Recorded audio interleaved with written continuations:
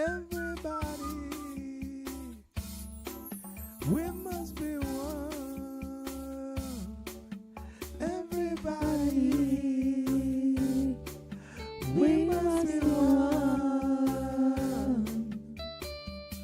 Where we had left off at was I was telling Mike about doing our brief interlude and intermission. I was telling him about the three types of African American males that were around in my experiences growing up. And mind you, I was born in 1968, and I just turned 50. And so Yesterday, October the 7th. Yeah. And so this era in time that I would be talking about is probably around during the 70s and early 80s, before crack came into existence and vogue. Right. And so the three type of males that I used to see that frequent in our environment, family and friends of family, one particular male that was around, African-American male at that time, this person here would be, he was really a family man. And, on a street, using street vernacular, they would say that he was a square man. Right. In the sense that all he did was go to work and come home, and he might have did a little church or football on Sunday. He wasn't really real religious or anything, but he was definitely dedicated to his family and trying to fill in the gaps and make sure that the family had, the things that they needed. Right. And then the second individual that was around when we were growing up was, he was a guy, also family man somewhat, but, he did a lot of playing in the streets. He liked to look like he was a hustler or a player.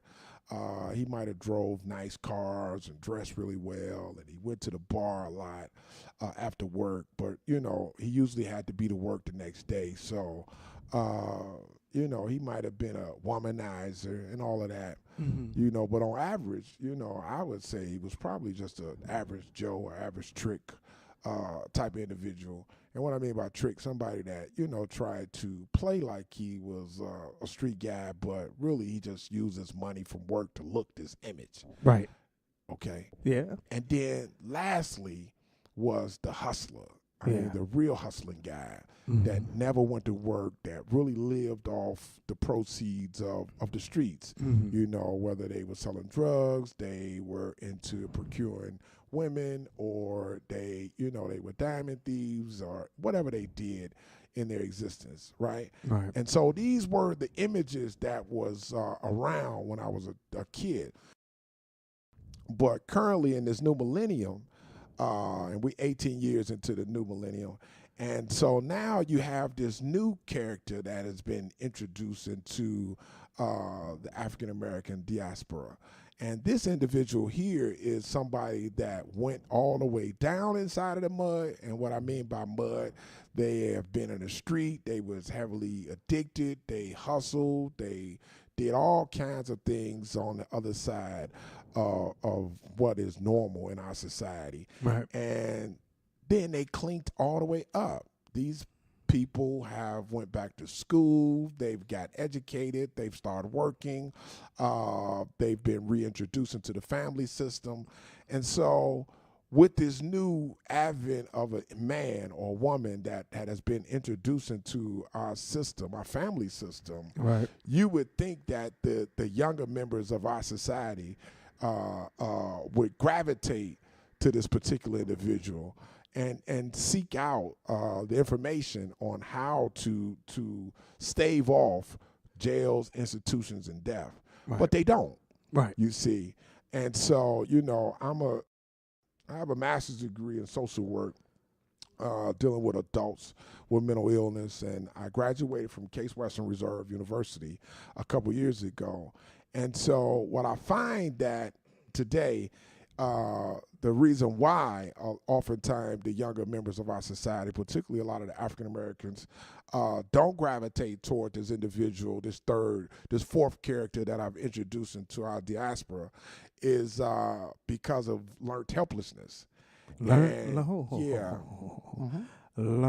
helplessness. Yes, Explain learned that. helplessness is a concept where an individual doesn't live up to the highest expectations of themselves, but usually will learn. They've been taught not to survive or thrive. And so there was an experiment that was done, and in the experimenting, they used the dogs in order to see if they could teach the dog not to thrive.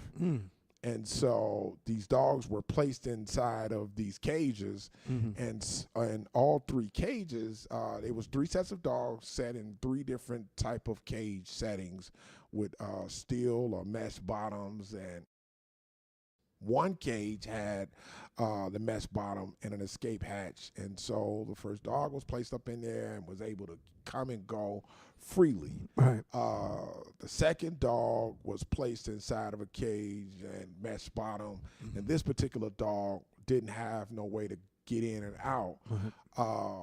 The third dog was placed inside of the cage and was lightly shocked. And excuse me, I missed one piece in that. The second dog that was in the cage with the escape route also received the mild shock, but because it had an escape hatch, it was able to get out of there once it experienced that particular jolting. Okay.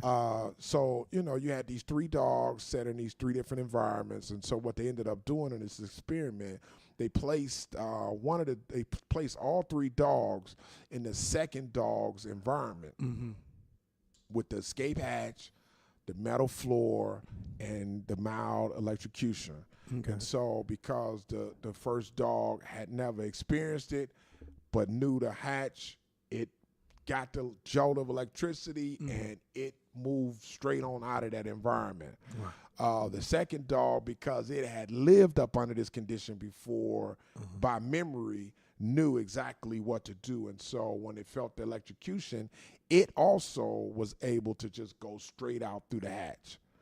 And the third dog that had received the shock treatment but hadn't had any escape hatch had to learn how to survive under the condition.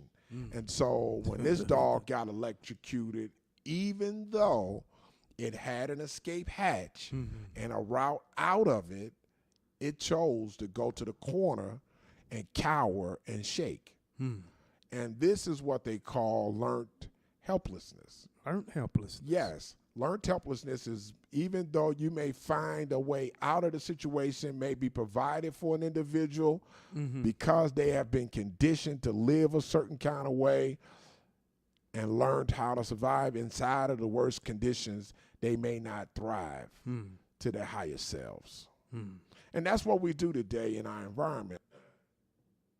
And, we have to learn how to unlearn these situations or scenarios and teach ourselves new ways of living. Right.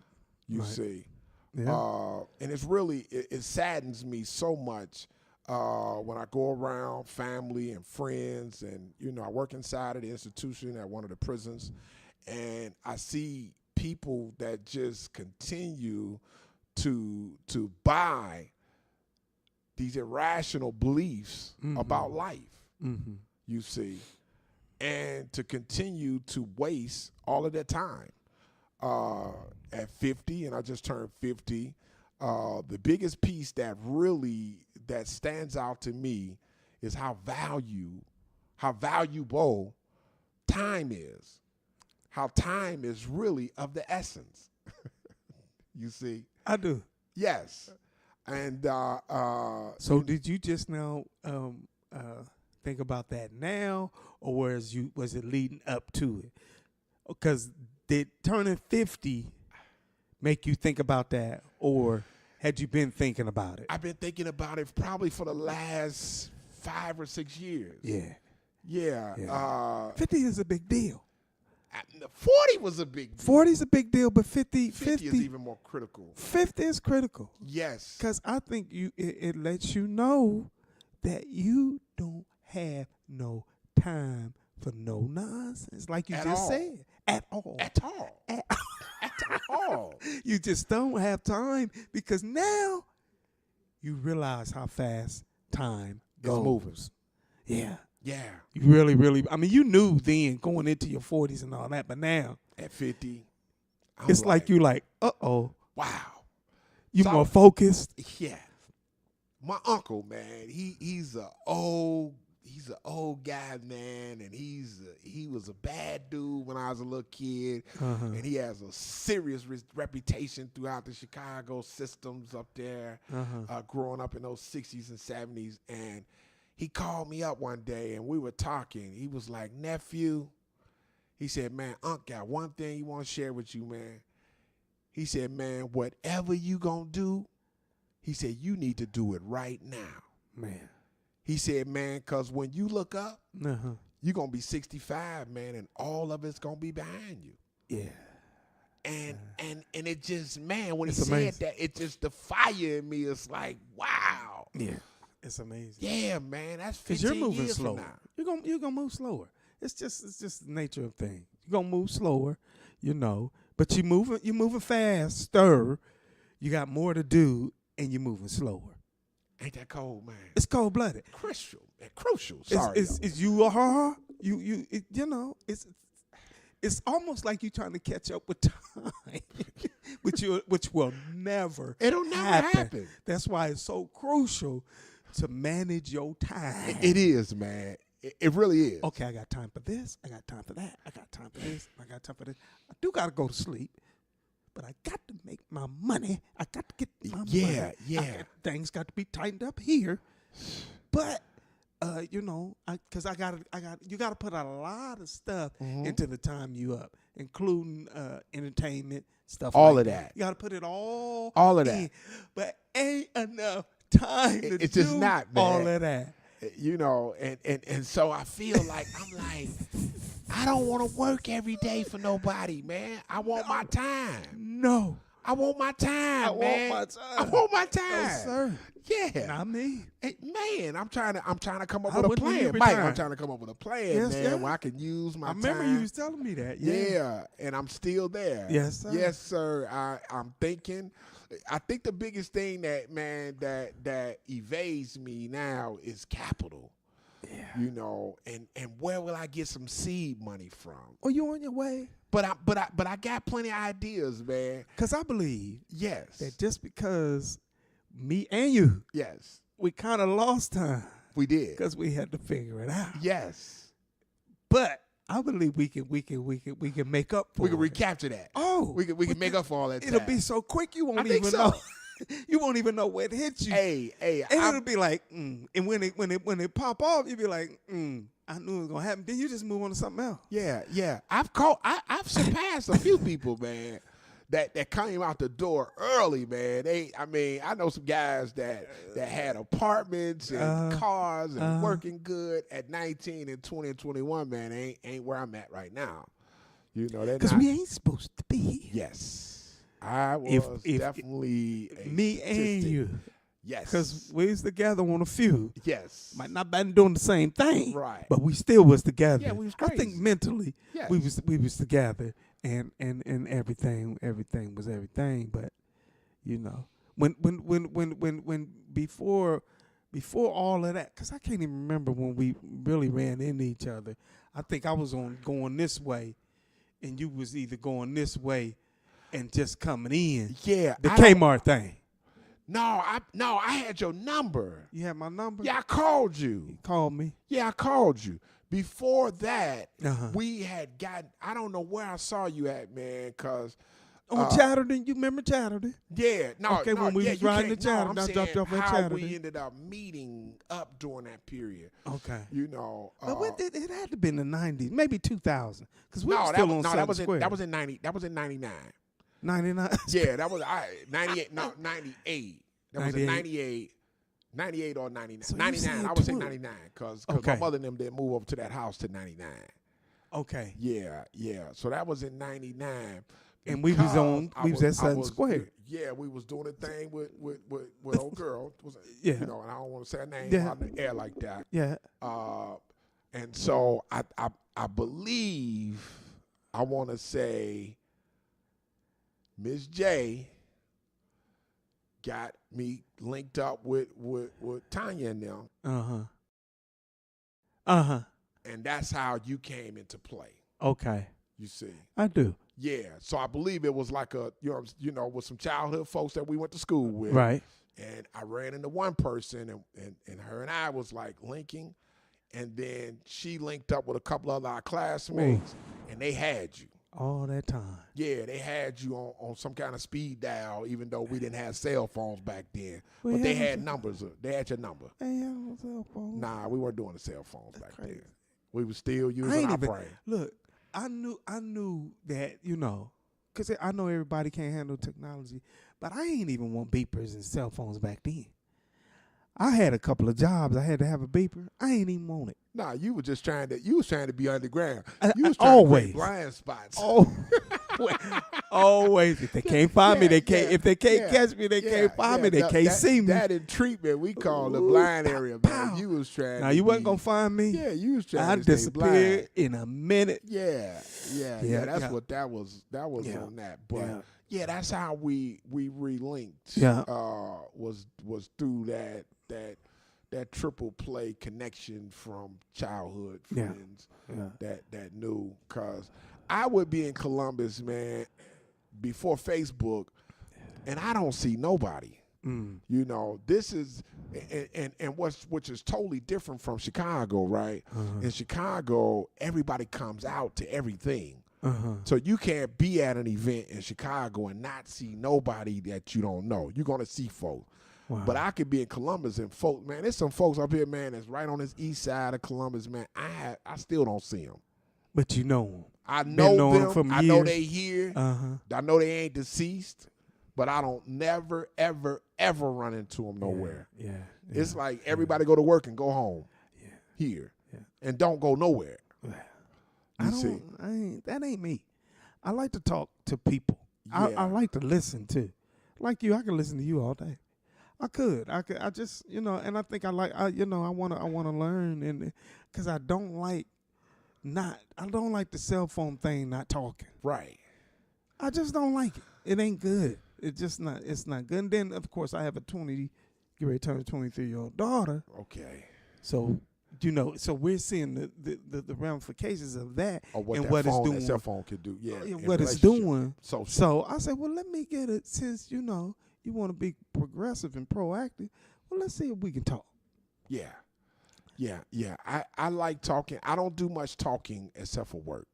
And every once in a while, because I lived alone for maybe about 5 years. And so every once in a while I have a good conversation during the week, maybe once or twice with folks that call and check in on me. But oftentimes, man, when I get home, man, I'm just really I really try to be quiet. Yeah, because I work, I do talking at work. I'm a social worker and counselor by profession. And so I do a lot of talking all day. Man. So when I get off work, man, I'm exhausted. It's difficult, man. I think, and I've been married a couple of times, I think my wives was having an issue because, when I get through with the folks, I done gave it all on the line. I think you gave it all. Yeah, so when I get home, I'm irritable and cranky and, and I'm trying to be in a space where I can decompress myself. Right. And then they will be coming with the stuff that they're dealing with from work and the house and all of that, and we just would clash. So and you had to have a little bit more. Yeah. You pour out a lot of you working in the systems, in the jail system. I'm in prison now, man, and that's boy, you talking about a serious system. I don't care what side of the system that you on. Right.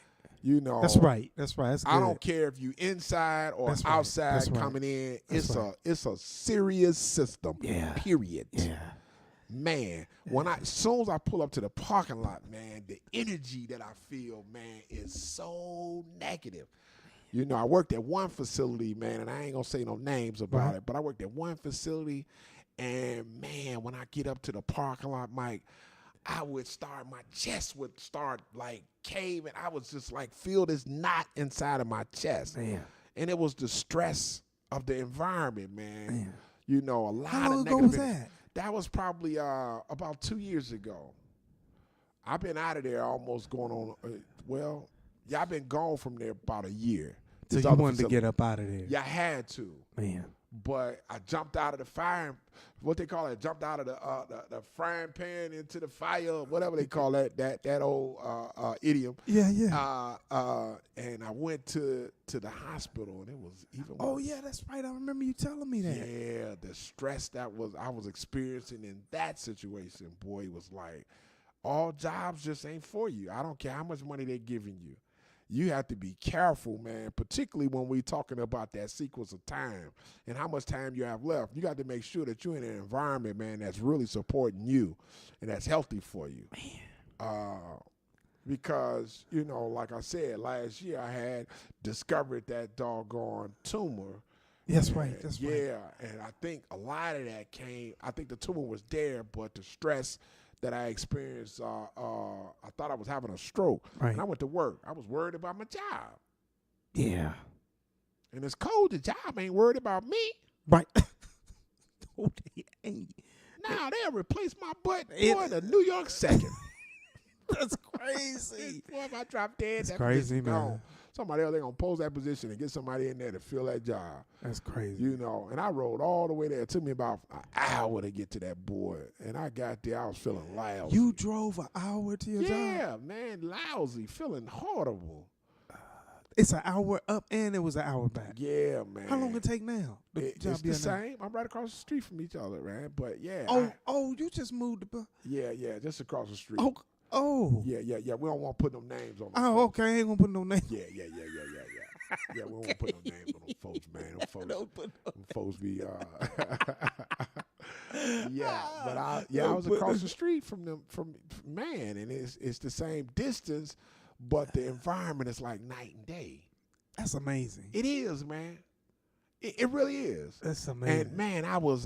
So you doing different stuff, or you doing the same same work, same job? same job, man. Oh my God. Different environment, same job.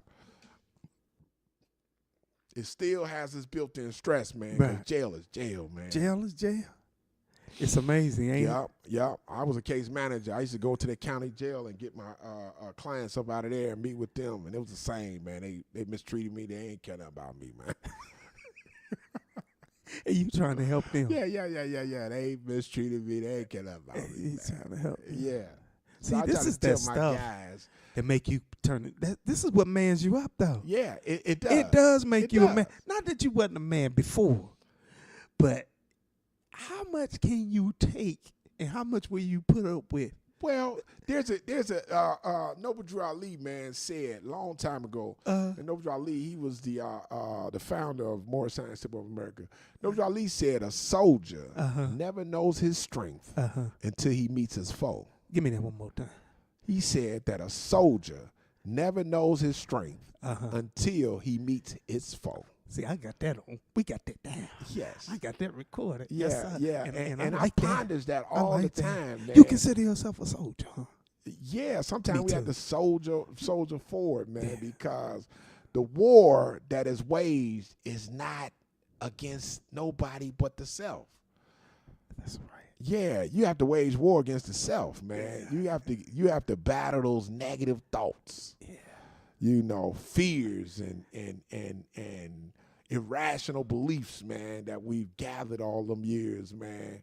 We have to fight and soldier ahead against that stuff. Because if not, I would have jumped back in my car and turned around and said, "The hell with that job." Because what's waiting for you, though? On which side? we already done the other side. Oh yeah, I can't do that. That wasn't that That's a side dead right end. there. That's a dead It was end. destroying Oh. brilliance. I was depressed, man, when I wasn't living up to my highest self. I was, man.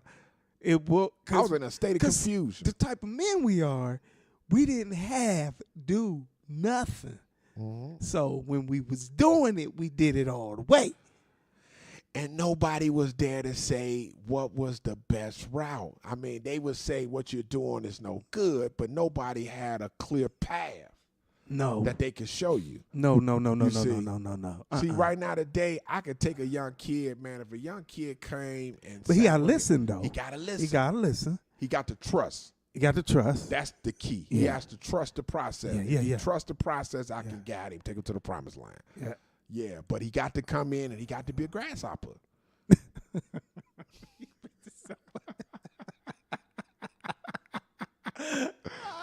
He do. He got to be a It's grasshopper. true. If he comes in and he knows how to play this position and be grasshopper, man, I can take him to the promised land. Yeah. I could show a young kid, man, how to get through high school, man, at the top of his game. Man. I could show a young kid how to master college, man, on a level, man, he couldn't understand it. How to look for all the scholarships and work his way through. How to get that resume so polished up, man, and getting ready for them jobs. How to interview on a level, man, like you a professional. I can show a kid how to move. How to work their credit. You see. That's why a lot of them they're not coming out like what you're talking about. Very few. Very few. Yeah. Very few. Yeah, I could take a Somebody ain't listening. A whole bunch of people aren't listening. Yeah, man. I can take one of them little boys. And the respect girls. is not there. You ain't even respecting my hustle or where I came from. That's where I got to. But where I came from, not too many people could have got out of what I was in. And there is no way. No. No None. way. None. None. None. Ain't no way. None. And I ain't got to sit here and tell you what None. all I've been through. None. But I know how to tell you, you high schooler, because we had some opportunities to show. I think I told you that, but they don't. He just wanted guns and listen. Talented too. Listen. When I was in high school, man, in Chicago, man. You already know we was in 7th grade together, man. So Right. you know how I was, man. Highly intelligent. Yeah. In school, right? Yeah. I mean, there's not been a day in school, no school, man, that I didn't perform well in no school, right? And that ain't just saying that to stroke myself or my ego, Right. but I got real rebellious in high school, man. And so the rebellion started probably about 8th grade, man. My grandmother and them took me out of my school, the school we was at that we loved. I loved it. And throw me in this other school, man. Right. And I just didn't understand. I was like, man, from where we stayed, Right. Argyle, between Vendome and Meredith, Yeah. how many minutes was that to Livermore? Say that again. Argyle. Yeah, between Meredith and Vendome. Meredith and Vendome. Yeah, It's right coming before back you to get me now. down to No Sunbury. more than about 10 minutes. Exactly. No more than about 10 minutes. Exactly. Back then. Right now. Do you think right now? 10 minutes. Because wasn't no traffic back then.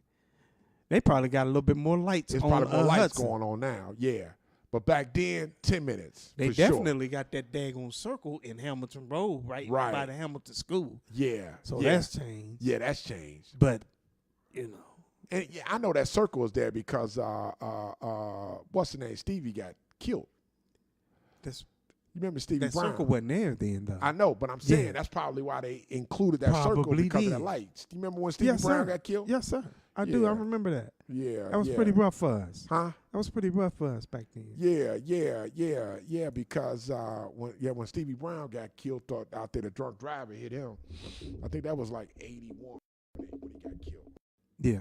Yeah, because he was at. I don't think he was in Livermore with us. He was at that. No, other he was school at next Hamilton, door. wasn't he? Yeah, he was at the other school. Mm-hmm.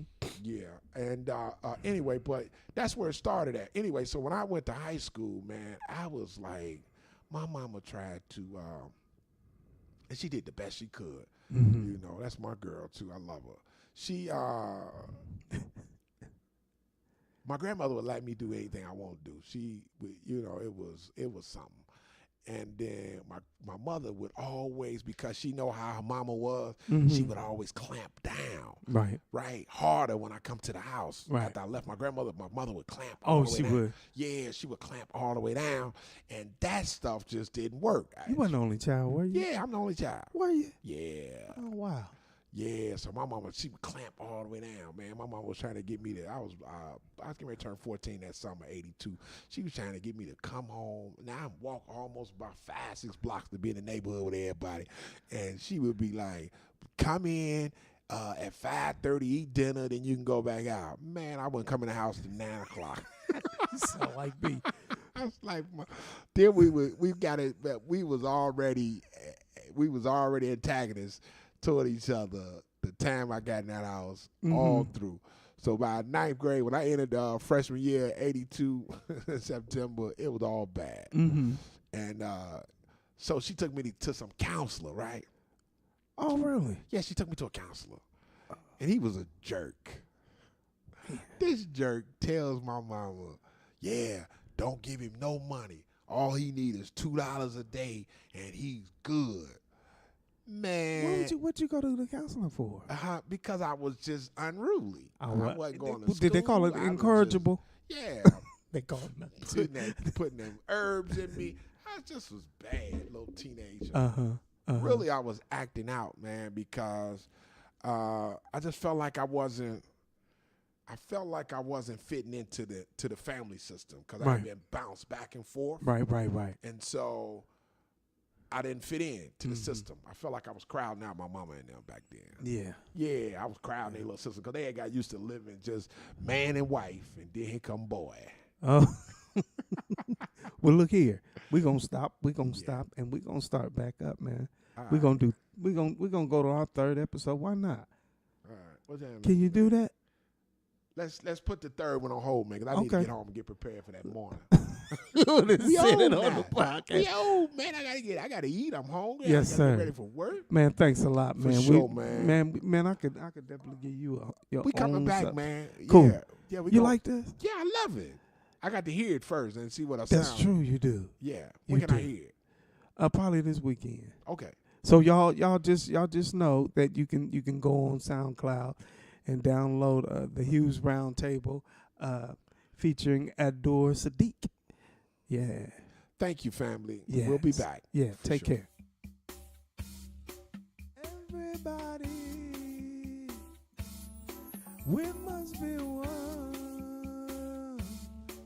Everybody.